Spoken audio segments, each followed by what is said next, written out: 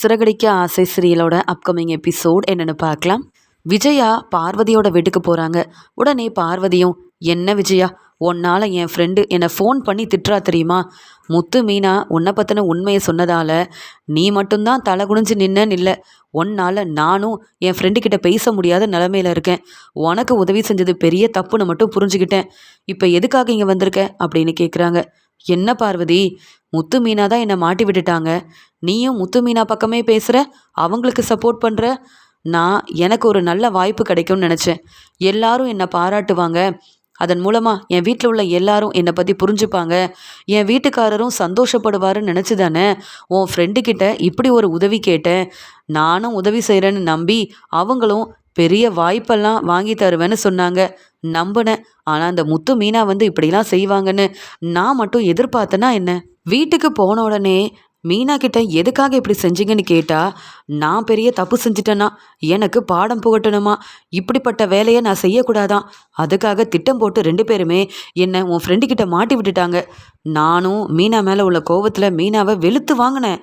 ஆனால் மீனா என்னை எதிர்த்து பேசி என்னை பேச விடாமல் செஞ்சிட்டானா பார்த்துக்கையேன். எனக்கு என்ன செய்யனே தெரியல பார்வதி.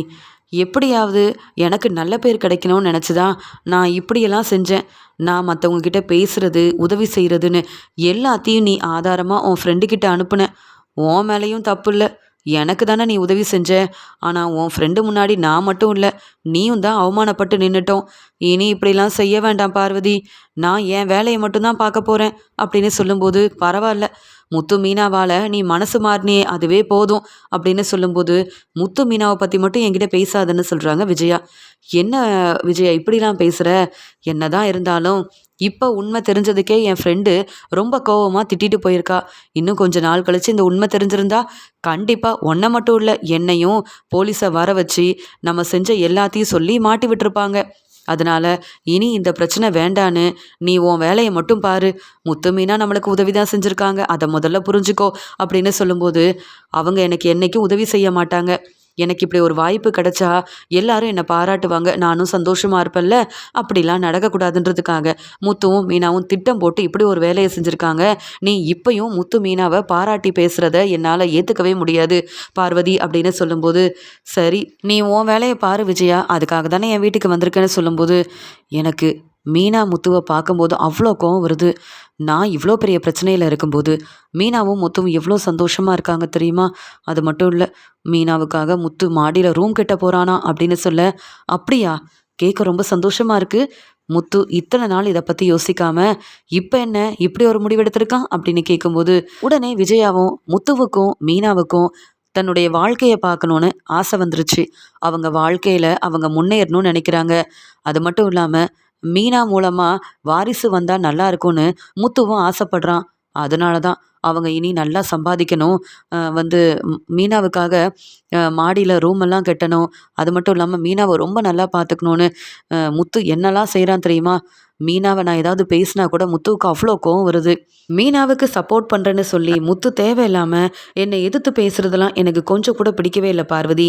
சொல்லப்போனால் இந்த முத்து மீனா என்னென்னவோ யோசிக்கிறாங்க, ஆனால் எதுவுமே நடக்க போகிறதில்ல பாருன்னு சொல்ல, உங்கள் வீட்டுக்குன்னு வாரிசு வரப்போகிற சந்தோஷத்தில் பேசாமல் ஏன் இப்படி கோவமாக இருக்க அப்படின்னு சொல்ல, முத்து மீனா மாசமானா நீ மீனாவை நல்லபடியாக பார்த்துக்கணும்ல, நீ தானே மாமியாருன்னு கேட்கும்போது, ஆமாம் நான் தான் மாமியார், ஆனால் மீனாவை நான் என்றைக்கும் கவனிக்க மாட்டேன், முத்துவையே நான் ஏற்றுக்கல, முத்துவோட வாரிசையாக நான் ஏற்றுக்க போகிறேன்னு சொல்கிறாங்க. இங்கே விஜயா, என்ன விஜயா இப்படி பேசுகிறேன்னு கேட்க, ஆமாம் மனோஜோட வாரிசை தான் நான் ஏற்றுப்பேன். அது மட்டும் இல்லாமல் முத்து மீனாவை சீக்கிரமாக இங்கேருந்து நான் அனுப்ப தான் போகிறேன், என் வீட்டில் அவங்க இருக்க போகிறதே கிடையாது பாருன்னு சொல்லிகிட்ருக்கேன். என்ன பேசிகிட்டு இருக்க நீ?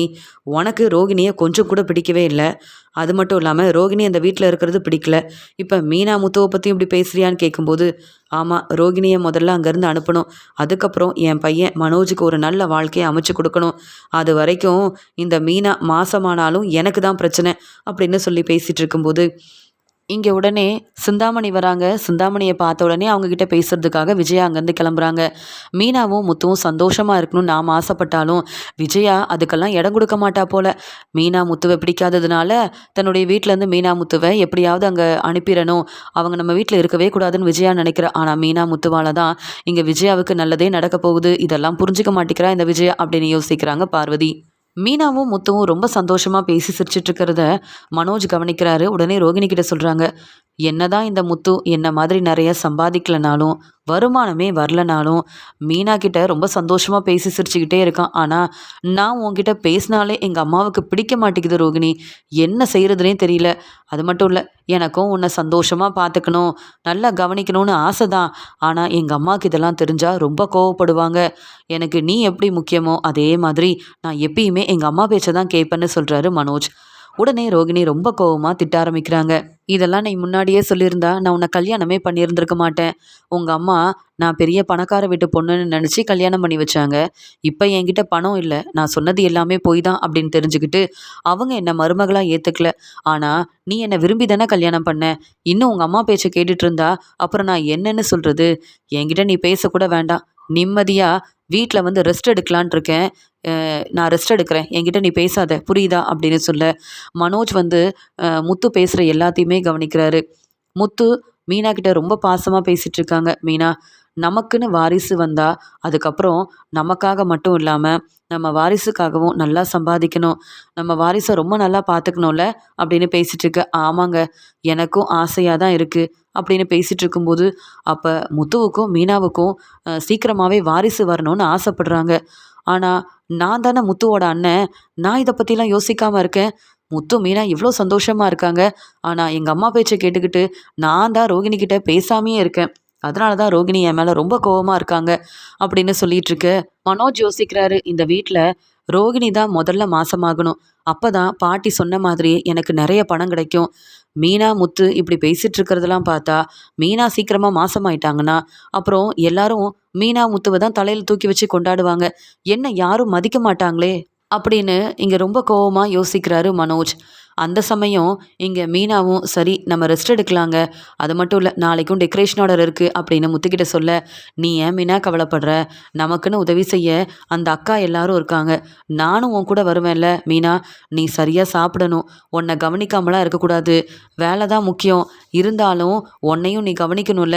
இப்போ வேற புது பிஸ்னஸ் ஆரம்பிச்சிருக்க, அதனால் நல்லா சம்பாதிக்கணுன்றதுக்காக நீ சரியாக சாப்பிடாமலாம் இருக்காத, உன்னை நான் இனி கவனிச்சுக்கிறேன் மீனா அப்படின்னு ரொம்ப சந்தோஷமாக முத்து சொல்லிட்டு இருக்கிறத இங்கே வந்து மனோஜ் பார்க்குறாரு. நாளையிலேருந்து ரோகிணியை நம்ம ரொம்ப நல்லா கவனிக்கணும், அதை பார்த்து இந்த முத்து பொறாமப்படணும் அப்படின்னு யோசனை பண்ணுறாரு.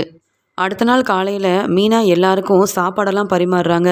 உடனே ரோகிணி கிட்ட பேசிக்கிட்டே வந்த மனோஜும், நீ உட்காரு ரோகிணி, நான் இருக்கல, நான் சாப்பாடெல்லாம் எடுத்து வைக்கிறேன்னு ரோகிணியை பார்த்து ரொம்ப அக்கறையாக பேச, உடனே விஜயாவும், என்ன மனோஜ், உனக்கு வேற வேலை இல்லையா, ரோகிணிக்கு வேணும்னா அவளை எடுத்து வச்சு சாப்பிட மாட்டாளா, நீ என்ன ரோகிணிக்கு சாப்பாடெல்லாம் பரிமாறுறான்னு கேட்க, அம்மா ரோகிணி என் மனைவிமா, நான் ரோகிணியை கவனிக்காமல் வேற யார் கவனிப்பாங்க, சொல்லப்போனா வீட்டில் உள்ள எல்லாருமே அவங்கவுங்க மனைவியை ரொம்ப நல்லா பார்த்துக்கும் போது நான் மட்டும் ரோகிணியை கண்டுக்காமல் இப்படி கவனிக்காமல் இருந்தால் சரிப்பட்டு வருமா, இத்தனை நாள் உங்கள் பேச்சை கேட்டு நான் பெரிய தப்பு பண்ணிட்டேன், இனி ரோகிணியை நான் ரொம்ப நல்லா பார்த்துக்க போகிறேன்.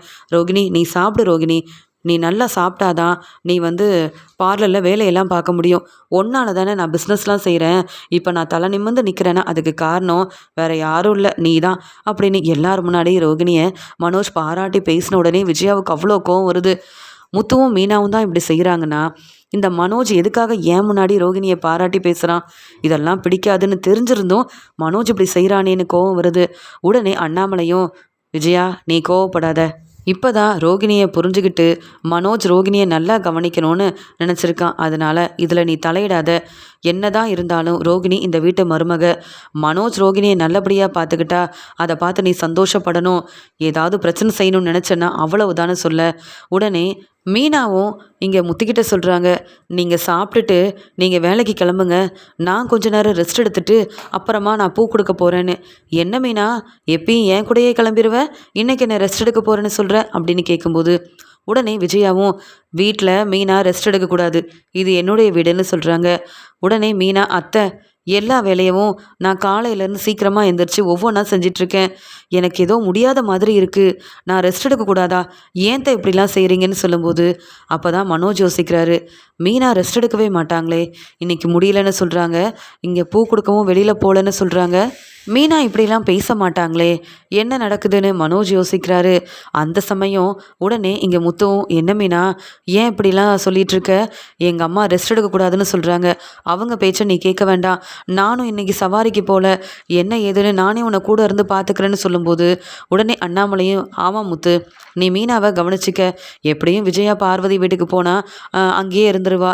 அப்புறம் மீனா வீட்டில் தனியாக இருக்க வேண்டியதாக இருக்கும்ல, நீ ஏன் மீனாவை கவனிச்சிக்கன்னு அண்ணாமலை சொல்லும்போது மீனா சொல்கிறாங்க, தெரியலங்க, எனக்கு வர வர சாப்பிட பிடிக்கல, நின்று வேலை செய்யவும் முடியல, இதை எப்படி உங்ககிட்ட சொல்கிறதுன்னு யோசிச்சுன்னு சொல்லும்போது, மீனா நீ இப்படிலாம் சொன்னதே இல்லையே மீனா அப்படின்னு சொல்ல, உடனே இங்கே விஜயாவும், அப்போ நீ மாசமா இருக்கியா அப்படின்னு கேட்டுடுறாங்க. அத்தை என்ன பேசுகிறீங்க, அப்படிலாம் ஒன்றும் இல்லை அப்படின்னு சொல்கிறாங்க மீனா. உடனே முத்துவும், என்ன மீனா அம்மா இப்படி பேசுகிறாங்க, ஒருவேளை அம்மா சொல்கிறதெல்லாம் உண்மையாக இருக்குமான்னு கேட்க, இல்லைங்க, அது மட்டும் இல்லை, இப்போ பிஸ்னஸ் ஆரம்பிக்கிறோம்ல, அதனால் நிறைய வேலை செஞ்சதுனால தான் சரியாக சாப்பிட எனக்கு நேரமே இல்லை, அதனால தான் கொஞ்சம் முடியாமல் இருக்குது. மற்றபடி நீங்கள் நினைக்கிற மாதிரிலாம் ஒன்றுமே இல்லை. முதல்ல மாடியில் நம்ம ரூம் கட்டணும். அது மட்டும் இல்லாமல் நம்ம நினச்ச மாதிரியே நம்ம பிஸ்னஸ் செஞ்சு நல்லபடியாக முன்னேறணும். அப்போ தான் இந்த வீட்டில் இருக்க எல்லாரும் நம்மளை மதிப்பாங்க. அதுக்காக மட்டும்தான் இப்போ நம்ம வேலை செய்யணும். புரிஞ்சுக்கோங்க, நான் கொஞ்சம் ரெஸ்ட் எடுத்தால் எல்லாம் சரியாயிரும் அப்படின்னு சொல்கிறாங்க மீனா. ரோகிணி தான் முதல்ல மாசமாகணும். அதனால் நம்ம டாக்டர்கிட்ட ரோகிணியை முதல்ல கூப்பிட்டு போகணும். எனக்கு டாக்டர்கிட்ட நிறைய பேச வேண்டியது இருக்குது அப்படின்னு சொல்கிறாரு மனோஜ். உடனே ரோகிணி அங்கே எப்பயும் போல் பார்லருக்கு கிளம்பும்போது மனோஜ் வந்து கேட்குறாரு, ரோகிணி நம்ம ஒரு டாக்டரை போய் பார்த்துட்டு வருவோமா அப்படின்னு கேட்க, எதுக்கு, உனக்கு எதுவும் பிரச்சனையா, உனக்கு முடியலையா, சொல்லு, நான் உன்னை கூப்பிட்டு போகிறேன்னு சொல்லும்போது, இல்லை ரோகிணி நீ வாயேன், நான் டாக்டர்கிட்ட கொஞ்சம் பேசணும்னு சொல்லும்போது, எதுக்கு மனோஜ்னு கேட்குறாங்க. நான் சொன்னால் நீ கேட்பல, நீ முதல்ல வா அப்படின்னு சொல்லி கூப்பிட்டு போகும்போது, இல்லை மனோஜ், எனக்கு நிறைய வேலை இருக்குது, நீ இப்படி திடீர்னு சொன்னால் என்னால் வர முடியாது. அப்படியே நீ ஹாஸ்பிட்டல் போகணுன்னு நினச்சேன்னா, உனக்கு ரொம்ப முடியலனா, எப்பயுமே உங்கள் அம்மா பேச்சு தானே கேட்ப, உங்கள் அம்மாவையே கூப்பிட்டு போ, என்னெல்லாம் கூப்பிடாத அப்படின்னு சொல்லிட்டு, ஏற்கனவே கிருஷை பார்க்க வரேன்னு சொல்லியிருக்கேன், நிறைய வேலை இருக்குது, எங்கள் அம்மா கிட்ட வேற பேசணும், இங்கே தேவையான பணம் கொடுக்கணும், இப்போ வந்து டாக்டரை பார்க்க போகணும்னு இந்த மனோஜ் எதுக்காக கூப்பிடுறாருன்னு எனக்கு தெரிய மாட்டேங்குது அப்படின்னு சொல்லிட்டு ரோகிணி வர முடியாதுன்னு சொல்லிட்டு அவங்க வேலைக்காக கிளம்பிடுறாங்க. ஆனால் மனோஜ் யோசிக்கிறாரு, முதல்ல ரோகிணி ஏற்கனவே அங்கே டாக்டரெல்லாம் போய் பார்த்தாங்கல்ல, அதான் மீனாவோட தங்கச்சி சொன்னாங்களே, ஏதோ ரோகிணி கூட ட்ரீட்மெண்ட் எல்லாம் எடுக்கிறாங்கன்னு, அதெல்லாம் என்ன ஆச்சுன்னு முதல்ல போய் டாக்டர்கிட்ட கேட்கணும். ரோகிணிக்கு எந்த பிரச்சனையும் இல்லைன்னு சொல்லிட்டாங்கன்னா அது வரைக்கும் எனக்கு சந்தோஷம்தான். ஏன்னா மீனா மாசமாக இருப்பாங்களான்னு அம்மா கேட்ட உடனே என்னால் அது ஏற்றுக்கவே முடியல. முத்துவுக்கும் அவங்க நினச்ச மாதிரியே இப்படி ஒரு நல்லதெல்லாம் நடந்தா அப்புறம் மீனா முத்துவை கையில் பிடிக்க முடியாது. அதுக்கப்புறம் என் பாட்டியும் வந்து மீனா முத்துவை தான் தலையில் தூக்கி வச்சு கொண்டாடுவாங்க.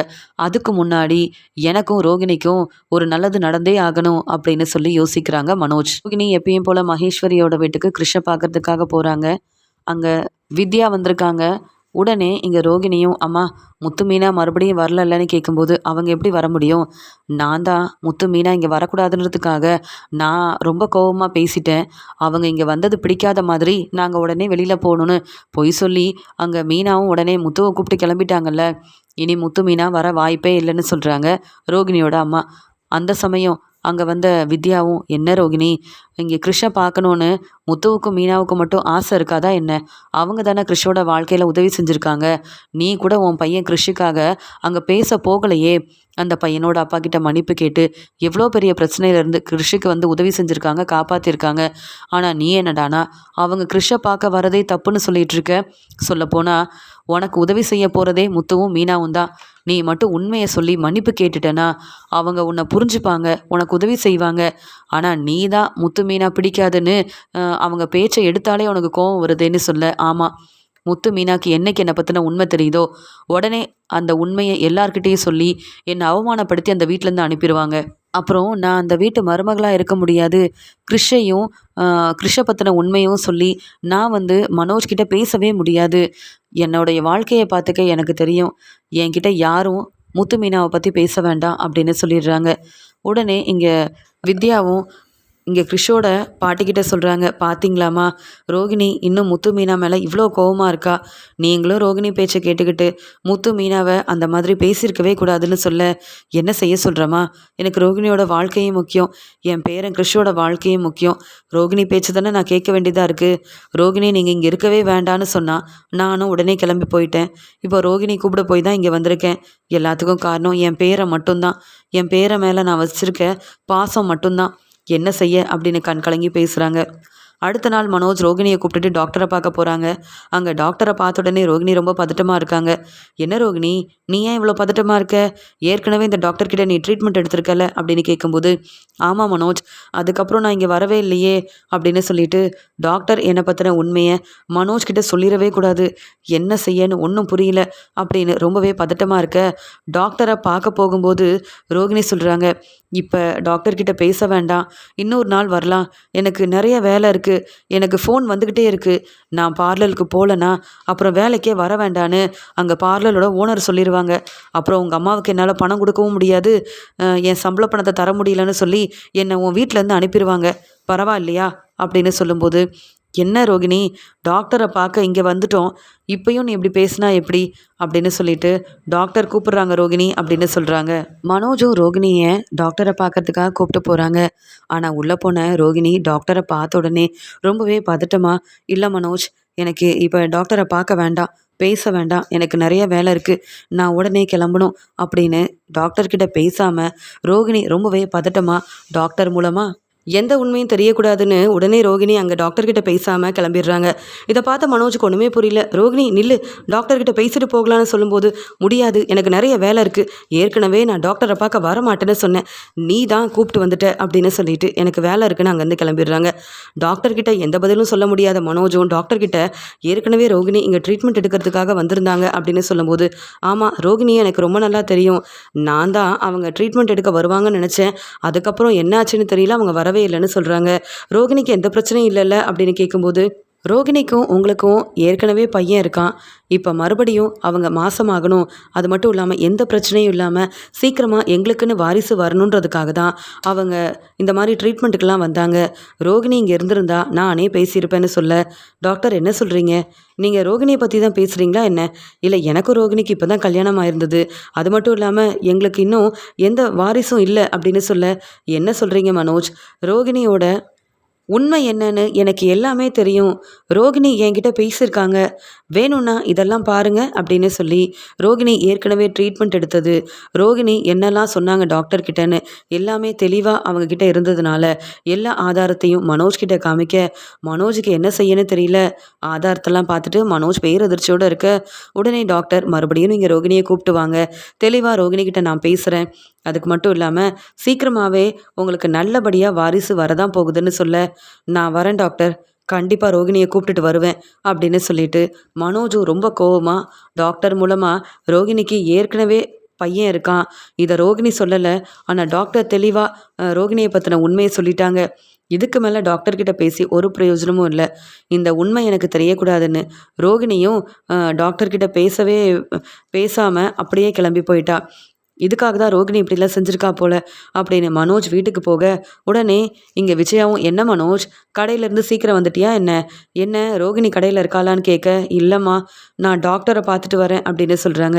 நீ எதுக்கு மனோஜ் டாக்டரை பார்க்க போனேன், உனக்கு ரொம்ப முடியலையான்னு கேட்க, இல்லைம்மா, ரோகிணியை கூப்பிட்டு தான் டாக்டரை பார்க்க போனேன், டாக்டர்கிட்ட பேசாமல் ரோகிணி அங்கேருந்து கிளம்பிட்டான்னு சொல்லும்போது, ஏன் ரோகிணிக்கு என்ன பிரச்சனை, என்கிட்ட சொல்லியிருந்தா நான் கூப்பிட்டு போயிருப்பேன்ல அப்படின்னு கேட்கும்போது, இல்லைம்மா, ரோகிணி ஏற்கனவே ட்ரீட்மெண்ட்டெல்லாம் எடுத்தாலம்மா, அதனால் அதே டாக்டர்கிட்ட போயிட்டு ரோகிணிக்கு எந்த பிரச்சனையும் இல்லைன்னு கேட்குறதுக்காக போனேன், ஆனால் டாக்டர் சொன்னதை கேட்டுட்டு என்னால் எதையுமே யோசிக்க முடியலன்னு சொல்ல, ஏன் டாக்டர் அப்படி என்ன சொன்னாங்க அப்படின்னு கேட்குறாங்க இங்கே விஜயாவும். உடனே மனோஜ், எனக்கு என்ன சொல்கிறதுனே தெரியலம்மா, ரொம்பவே பதட்டமாக இருக்குது, ரோகிணி இவ்வளோ பெரிய உண்மையை என்கிட்ட மறைப்பான்னு நான் எதிர்பார்க்கவே இல்லை அப்படின்னு சொல்லும்போது, அப்படி இந்த ரோகிணி எந்த உண்மையை மறைச்சான்னு என்கிட்ட முதல்ல சொல்லு, இல்லை அந்த டாக்டரை பார்க்க நான் வரட்டுமா, என்ன நீ முதல்ல அங்கே கூப்பிட்டு போ, நீ எதுக்கு தனியாக ரோகிணி அந்த ஹாஸ்பிட்டல் கூட்டிகிட்டு போனேன், இப்படி ஒரு விஷயம் இருக்குன்னா முதல்ல நீ என்கிட்ட சொல்லியிருக்க வேண்டாமா, ரோகிணிலாம் ஒரு ஆளுன்னு அவளை நீ ரொம்ப நம்பினல, அதான் உன்னை ஏமாத்திட்டா போல, என்னதான் நடந்துச்சுன்னு சொல்லும்போது, அம்மா எனக்கு டாக்டர் சொன்ன எதுவுமே புரியலம்மா, ரோகிணிக்கு ஏற்கனவே ஒரு பையன் இருக்கிறதா சொல்கிறாங்க, ரோகிணிக்கு வேறு எந்த பிரச்சனையும் இல்லையா. அதனால் எனக்கு ஒன்றுமே புரியலம்மான்னு சொல்ல, என்ன சொல்கிற மனோஜ், ரோகிணிக்கு பையன் இருக்காங்களா அப்படின்னு சொல்லும்போது, ஆமாம்மா, நீங்கள் வேணும்னா வந்து டாக்டர்கிட்ட பேசுங்கன்னு. உடனே விஜயா பேரதிர்ச்சியோடு இருக்கும்போது, கண்டிப்பாக நீங்கள் வாங்கம்மா, டாக்டர்கிட்ட பேசுங்க. உண்மையாகவே ரோகிணி இந்த பொய்யெல்லாம் சொல்லி ஏமாத்திருந்தா ரோகிணி நம்ம சும்மா விடக்கூடாதுமா அப்படின்னு சொல்ல, விஜயா ரொம்ப கோவமா, மனோஜ் என்கிட்ட பொய் சொல்ல மாட்டான். அப்போ அங்கே டாக்டர் சொன்னதை தான் என்கிட்ட வந்து மனோஜ் சொல்லிட்டு இருக்கான். ரோகிணி அதனால தான் டாக்டர்கிட்ட பேசாமல் கிளம்பி போயிட்டாளா? இப்படியெல்லாம் ரோகிணி செய்வான்னு நான் எதிர்பார்க்கவே இல்லை. நீ வா மனோஜ், நான் இருக்கேன்ல, அம்மா இருக்கேன், எதை பற்றியும் யோசிக்காத. டாக்டர் உண்மையை சொல்லட்டும். அதுக்கப்புறம் ரோகிணி மேலே தப்பு இருந்தா ரோகிணியை நான் சும்மா விட மாட்டேன்னு சொல்ல, முத்து மீனாவை ரொம்ப நல்லா பார்த்துக்கிறான்னுட்டு நானும் ரோகிணியை நல்லா கவனிக்கணும்லாம் ஆசைப்பட்டேம்மா. உங்கள் பேச்சை இனி கேட்கக்கூடாது, ரோகிணியை நம்பணும், ரோகிணி கூட சந்தோஷமாக என் வாழ்க்கையை நான் பார்த்துக்கணும்னு நினச்சேம்மா. அதுக்காக ரோகிணியை டாக்டர்கிட்டலாம் கூப்பிட்டு போனேன். எங்களுக்கு தான் முதல்ல வாரிசு வரணும், இந்த வீட்டோட முதல் வாரிசை ரோகிணி சுமக்கணும் அப்படின்லாம் நான் ஆசைப்பட்டேன். ஆனால் இப்போ நடக்கிறதெல்லாம் பார்த்தா ரோகிணி என்னை ஏமாத்திட்டாலோன்னு எனக்கு தோணுதுமா அப்படின்னு சொல்லும்போது, அப்படி ஏதாவது நடந்துருந்ததுன்னா அப்புறம் ரோகிணி இந்த வீட்டில் உன் மனைவியாக இருக்கவே முடியாது. நான் என்ன செய்வேன்னு எனக்கே தெரியாதுன்னு சொல்கிறாங்க. நீங்கள் வாங்கம்மா, நான் கூப்பிட்டு போகிறேன்னு இங்கே வந்து மனோஜ் வந்து மறுபடியும் விஜயாவை அங்கே டாக்டர்கிட்ட கூட்டிகிட்டு போகிறாங்க. அங்கே டாக்டரும், என்ன மனோஜ், இப்போ தானே வந்தீங்க, மறுபடியும் வந்திருக்கீங்க, இவங்க யாருன்னு கேட்க, என் அம்மா தான் அப்படின்னு சொல்லும்போது, ரோகிணியோட மாமியார் தாங்க நான் அப்படின்னு சொல்கிறாங்க.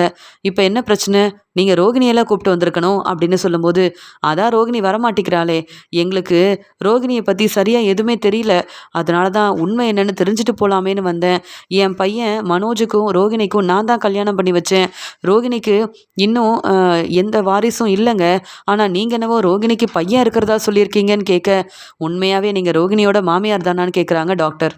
உடனே விஜயாவும், என்ன டாக்டர் இப்படி பேசுகிறீங்க, ரோகிணி மேலே சந்தேகப்பட்டு தான் நாங்கள் இங்கே கேட்குறதுக்காக வந்திருக்கோம், நீங்கள் என்ன இப்படி பேசுகிறீங்க, ரோகிணிக்கு நான் தாங்க கல்யாணம் பண்ணி வச்சேன், ஆனால் ரோகிணி ஏற்கனவே தனக்கு பையன் இருக்கிறதா சொல்கிறத எப்படி எங்களால் ஏற்றுக்க முடியும், நீங்கள் என் மருமக ரோகிணியை பற்றி தான் பேசுகிறீங்களா இல்லை பொய் சொல்கிறீங்களான்னு கேட்கும்போது, நான் எதுக்காக அப்படிலாம் பேசணும், நீங்கள் தான் புரிஞ்சுக்காமல் பேசுகிறீங்க, நான் ரோகிணியை பற்றி ரொம்ப தெளிவாக மனோஜ்கிட்ட சொல்லி அனுப்பியிருந்தேனே, அது மட்டும் இல்லாமல் அப்போ ரோகிணியை பற்றி நீங்கள் தான் உங்கள் மருமகளை பற்றி கேட்டு தெரிஞ்சுக்கணும், எனக்கு தெரிஞ்ச உண்மையை நான் சொல்லிட்டேன், நான் பொய் சொல்ல வேண்டிய அவசியமே கிடையாது, ரோகிணிக்கு ஏற்கனவே ஒரு பையன் இருக்கிறதாவும் இவங்க இப்போ 2வது வாரிசுக்காக தான் இங்கே ட்ரீட்மெண்ட் எடுக்கிறதுக்காக வந்தாங்க, நாங்களும் அவங்களுக்கு உதவி செஞ்சோம், மறுபடியும் வந்து ட்ரீட்மெண்ட் எடுக்கணும்னு சொன்னதுக்காக அவங்க வரவே இல்லை, இதுக்கு மேலே நாங்கள் என்ன செய்ய முடியும், உங்கள் மருமக ரோகிணியை கூப்பிட்டு வாங்க, நான் பேசுகிறேன்னு சொல்கிறாங்க. அப்போ டாக்டர் உண்மையை தான் சொல்கிறாங்க, மறுபடியும் ரோகிணிக்கு ஏற்கனவே ஒரு பையன் இருக்குன்னு ரொம்ப தெளிவாக சொல்கிறாங்களே, இவங்க எதுக்காக போய் சொல்லணும், இவங்களுக்கு தெரிஞ்ச உண்மையே சொல்கிறாங்க. அப்போ ரோகிணி டாக்டர்கிட்ட உண்மையெல்லாம் சொல்லியிருக்கால, டாக்டர் அந்த பையனை ரோகிணி இங்கே கூப்பிட்டு வந்திருக்காளா, நீங்கள் பார்த்துருக்குறீங்களான்னு கேட்கும்போது, எப்பயுமே அவங்க பேசும்போது என்னுடைய பையன் கிறிஷ்ன்னு சொல்லி பேசுவாங்க, அது மட்டும்தான் தெரியும், வேற எதுவும் தெரியாதுங்க அப்படின்னு சொல்ல, கிறிஷா யாரை பற்றி சொல்கிறாங்க, ஒருவேளை மீனா முத்து நம்ம வீட்டுக்கு கிறிஷை கூப்பிட்டு வந்தாங்கல்ல அந்த பையனாக இருக்குமா, ரோகிணியோட பையன் அந்த கிறிஷ் தானா அப்படின்னு சொல்லி மனோஜும் விஜயாவும் டாக்டர் சொன்னதெல்லாம் கேட்டு பேரதிர்ச்சியோடு நிற்கிறாங்க. மனோஜ் விஜயா கிட்ட, என்னம்மா நடக்குதுங்க, அப்போ நம்ம வீட்டுக்கு வந்த அந்த கிறிஷ் தான் ரோகிணியோட பையனான்னு கேட்க, அதான் டாக்டர் தெளிவாக சொல்கிறாங்கல்ல, ரோகிணி கிட்ட என்ன ஏதுன்னு கேட்கணும், முதல்ல உன் மனைவி ரோகிணியை சீக்கிரமாக வீட்டுக்கு வர சொல்லு, இந்த உண்மையெல்லாம் தெரியாமல் முத்து மீனாவை ரொம்ப நல்லா பார்த்துக்கிறான்னு நீயும் இங்கே ரோகிணிக்கு சாப்பாடெல்லாம் வச்சு கொடுக்குற, நல்லபடியாக பார்த்துக்கணும், இனி என் அம்மா பேச்சை கேட்க மாட்டேன், நீ என்ன பேச்சு பேசின, உனக்கு இதுவும் வேணும் இன்னமும் வேணும் மனோஜி, என் பேச்சை கேட்கக்கூடாதுன்னு நீ ஒரு முடிவெடுத்தல, அதான் ரோகிணியால் இப்போ ஏமாந்து போய் நிற்கிறேன்னு சொல்ல, ஆமாம் நானே ஒன்று ரோகிணியை கல்யாணம் பண்ணலையே, உங்ககிட்ட கேட்டு தானம்மா, நீங்கள் தானே ரோகிணியை எனக்கு கல்யாணம் பண்ணி வச்சிங்கம்மா, இப்போ என்னம்மா இப்படி பேசுகிறீங்க அப்படின்னு விஜயா கிட்ட கேள்வி கேட்டது மட்டும் இல்லாமல், மனோஜ் வந்து ரோகிணி இப்படிலாம் செஞ்சுட்டாலே எவ்வளோ பெரிய உண்மையை மறைச்சிருக்கான்னு அழ ஆரம்பிக்கிறாரு. மனோஜ், நீ எதுக்கு கண்கலங்கி நிற்கிற, உனக்கு ஒரு நல்ல வாழ்க்கையை நான் அமைச்சு கொடுக்கணும்னு நான் ஆசைப்பட்டுட்ருக்கேன், இந்த ரோகிணி இப்படிலாம் செஞ்சதும் நல்லதுக்கு தான், பொய் சொல்லி ஏமாத்தின ரோகிணி இனி இந்த வீட்டில் இருக்கக்கூடாதுன்னு நானே ஒரு முடிவெடுப்பேன்ல, உங்கள் அப்பா வேறு யாருமே உன்னுடைய பாட்டின்னு யாருமே சப்போர்ட் பண்ண முடியாதுல்ல, இனி அந்த ரோகிணியை யாருமே நம்ப மாட்டாங்கல்ல அப்படின்னு சொல்லும்போது, இல்லைம்மா நீங்கள் என்னதான் சொன்னாலும் ரோகிணியை நான் விட்டு கொடுக்கக்கூடாது, ரொம்ப நல்லா பார்த்துக்கணும்னு நினச்சேன். ரோகிணி இப்படி ஏமாத்திட்டாளேம்மா. நீங்கள் எப்பயுமே ரோகிணி அந்த வீட்டில் இருக்கக்கூடாதுன்னு நினச்சிருக்கீங்க. நான் அப்படிலாம் நினச்சதே இல்லை தெரியுமா அப்படின்னு சொல்லி அழுதுகிட்டே இருக்க, நீ முதல்ல வா வீட்டுக்கு போகலான்னு கூப்பிட்டு வந்துடுறாங்க விஜயா. வீட்டுக்கு வந்த விஜயா ரோகிணிக்கு ஃபோன் பண்ணுறாங்க. என்ன நடந்துச்சுன்னு தெரியல. மனோஜ் எப்பயும் ஃபோன் பண்ணுவார். விஜயா அத்தை என்கிட்ட பேசவே மாட்டாங்க. நான் இப்போ பார்லருக்கு வந்தது உடனே ஃபோன் பண்ணிக்கிட்டே இருக்காங்க விஜயா அத்தை. என்னன்னு தெரியலன்னு ரோகிணி ஃபோன் எடுக்கிறாங்க. அத்தை சொல்லுங்கன்னு சொன்ன உடனே எங்கே இருக்கேன்னு கேட்க, நான் பார்லருக்கு வேலைக்கு வந்துட்டேன்னு சொல்லும்போது, எதுக்காக மனோஜ் உன்னை ஹாஸ்பிட்டல் கூட்டிகிட்டு போனப்ப டாக்டர்கிட்ட பேசாமல் அங்கேருந்து கிளம்பி வந்தேன்னு கேட்குறாங்க. இல்லைத்த எனக்கு நிறைய வேலை இருந்தது. தினமும் சம்பள பணத்தை தரணும் நீங்கள் தானே சொல்லியிருக்கீங்க. அதனால தான், வேற எந்த பிரச்சனையும் இல்லை. நான் நாளைக்கே டாக்டரை போய் தனியாக பார்த்துட்டு வந்துடுறேன். மனோஜ் எதுக்காக வரணும்? தன்னுடைய பிஸ்னஸ் எல்லாம் விட்டுட்டு எனக்காக எதுக்கு மனோஜ் வரணும்? அதனால தான் அப்படின்னு சொல்லி சமாளிக்கிறாங்க. அதெல்லாம் இருக்கட்டும். நீ என்னெல்லாம் பொய் சொல்லியிருக்கேன்னு எனக்கு தெரியும். அது மட்டும் இல்லாமல் உடனே நீ வீட்டுக்கு கிளம்பி வரணும். அப்படி நீ வரல, நான் பார்த்துட்டு சும்மா இருக்க மாட்டேன் ரோகிணின்னு சொல்லும்போது, அத்தை என்ன பிரச்சனைன்னு கேட்கும்போது, ஒன்றும் இல்லை, நீ வந்தே ஆகணும் அவ்வளவுதான். நான் சொல்லியும் நீ கேட்க மாட்டேன்னு அடம் பிடிச்சா, நீ வராமல் இருந்தா அப்போ அங்கேயே இருந்துரு, வீட்டுக்கு வராதன்னு சொல்லிட்டு ஃபோனை வச்சிடுறாங்க. என்ன விஜயாத்தை ஃபோன் பண்ணதே பெரிய விஷயம். இதில் ஃபோன் பண்ணி திட்டுறாங்க. உடனே வீட்டுக்கு வர சொல்கிறாங்க. இந்த மனோஜ் என்ன செஞ்சு வச்சுருக்காரோ தெரியலையே. நான் அங்கே ஹாஸ்பிட்டலில் டாக்டர்கிட்ட பேசாமல் வந்துட்டேன்ல, அதை அப்படியே விஜயாத்துக்கிட்ட வந்து சொல்லியிருப்பாங்க. என்ன காரணம்னு கேட்குறதுக்காக என்னை வர சொல்லியிருக்காங்க போல். ஏதாவது போய் சொல்லி சமாளிக்க வேண்டிதான், வேறு வழியே இல்லை அப்படின்னு விஜயா வந்து ஃபோன் பண்ணி கூப்பிட்ட உடனே அங்கே ரோகிணி வராங்க. உடனே அண்ணாமலை, முத்து, மீனான்னு எல்லாரும் அங்கே நிற்க, உடனே நடந்த எல்லாத்தையும் விஜயா சொல்லிட்டு இருக்காங்க. ஹாஸ்பிட்டலுக்கு மனோஜ் சொன்ன மாதிரியே போனேங்க. ரோகிணியை பற்றி விசாரிக்கும் போது தான் தெரிஞ்சுக்கிட்டேன், ரோகிணிக்கு ஏற்கனவே கல்யாணம் ஆயிருக்கு போல். அந்த உண்மையெல்லாம் மறைச்சி மனோஜை கல்யாணம் பண்ணியிருக்காங்க அந்த ரோகிணின்னு சொல்லி அழுகுறாங்க. உடனே அண்ணாமலையும், விஜயா நீ சொல்கிறது எல்லாமே உண்மையான்னு கேட்க, நான் எதுக்குங்க போய் சொல்லணும், மனோஜ் கிட்ட கேளுங்க. மனோஜ் வந்து ரோகிணியை ஹாஸ்பிட்டல் கூட்டிகிட்டு போனப்போ டாக்டர்கிட்ட பேசாமல் ரொம்பவே பதட்டமா, எனக்கு எந்த ட்ரீட்மெண்ட்டும் வேண்டாம், டாக்டர்கிட்ட பேசவும் வேண்டான்னு கிளம்பி வந்துட்டாலாம். இப்போ தாங்க மனோஜுக்கு உண்மை தெரிஞ்சுது. உடனே நானும் அந்த ஹாஸ்பிட்டல் கிளம்பி போனேன், டாக்டர்கிட்ட பேசினேன். நம்ம வீட்டுக்கு இந்த முத்துவும் மீனாவும் கிறிஷை கூப்பிட்டு வந்தாங்கல்ல, கிறிஷ் வேறு யாரும் இல்லைங்க, ரோகிணியோட பையன் தானா அப்படின்னு சொல்லும்போது, விஜயா நீ நல்லா விசாரிச்சியா, உண்மையை சொல்கிறியா, இல்லை நீ ரோகிணி மேலே உள்ள கோவத்தில் இப்படி ஏதாவது பிரச்சனை செஞ்சு ரோகிணியை இங்கேருந்து அனுப்பணும்னு நினைக்கிறியான்னு அண்ணாமலை கேட்கும்போது, உடனே விஜயா என்னங்க சொல்கிறீங்க, எப்பயும் மீனாக்கு தான் சப்போர்ட் பண்ணுவீங்க, மீனா முத்து மட்டும் சந்தோஷமாக இருந்தால் போதும்னு நினைப்பீங்க. இப்போ என்ன ரோகிணிக்கு சப்போர்ட் பண்ணுறீங்க? நான் ஏன் பொய் சொல்லணும்? உங்கள் பையன் மனோஜ் ஏன் கூட நின்றுட்டுருக்கான்ல, நடந்தது என்னன்னு மனோஜ் கிட்ட கேளுங்க. இப்போ ரோகிணியும் வந்துருவா, உண்மை என்னன்னு உங்களுக்கு தெரிய வந்துடும். நான் எங்கே பொய் சொல்ல போகிறேன்? உங்கள் பேச்செல்லாம் கேட்காம ரோகிணியை இந்த வீட்டுக்கு மருமகளாக கூப்பிட்டு வந்ததே நான் தான். என்னதான் ரோகிணி மேலே கோபமாக இருந்தாலும், ரோகிணி இந்த வீட்டில் இருக்கக்கூடாதுன்னு நான் நினச்சாலும், மனோஜ் ரோகிணி கூட தான் வாழ போகிறேன் அப்படின்னு சொன்னதுக்கப்புறமா என் மனசை நானே மாற்றிக்கணும். இனி ரோகிணி இங்கேயே இருக்கட்டும்லாம் நினச்சேன். ஆனால் இப்படிலாம் நடக்கும்னு நான் எதிர்பார்க்கவே இல்லைன்னு விஜய் அழுதுட்டு இருக்கும்போது அங்கே ரோகிணி வராங்க. ரோகிணி எல்லாரும் நிற்கிறத பார்த்துட்டு ஒன்றுமே புரியாமல், மனோஜ் என்ன நடக்குது, நீ கடைக்கு போகலையா, உனக்கு என்னவோ பிஸ்னஸ் தான் முக்கியம்னு பேசுவ, இங்கே என்ன செய்கிற அப்படின்னு கேட்குறாங்க. என்ன ரோகிணி வந்த உடனே என் பையன் மனோஜை நீ கேள்வி கேட்குற? உன்னை கேள்வி கேட்கறதுக்காக தான் நாங்கள் வர சொன்னோம். பொறுப்பான மருமக மாதிரி பேசுறியே, நீ எவ்வளோ பொய் சொல்லி எங்கள் குடும்பத்தை ஏமாத்திட்டு இருக்க. மனோஜுக்கும் எனக்கும் உண்மை தெரிஞ்சிடக்கூடாதுன்றதுக்காக டாக்டர்கிட்ட பேசாமல் கிளம்பி போனால் பிரச்சனை வராதுன்னு நினச்சியான்னு கேட்கும்போது, அத்தை என்ன சொல்ல வரீங்க? எப்பயும் மீனாவும் முத்துவும் தான் இப்படி ஏதாவது பிரச்சனை செய்வாங்க, என்னை மாட்டி விடுவாங்க. நீங்கள் எதை பற்றி பேசுகிறீங்கன்னு எனக்கு தெரியவே இல்லை அப்படின்னு சொல்கிறாங்க. உடனே மனோஜ் கேள்வி கேட்குறாரு.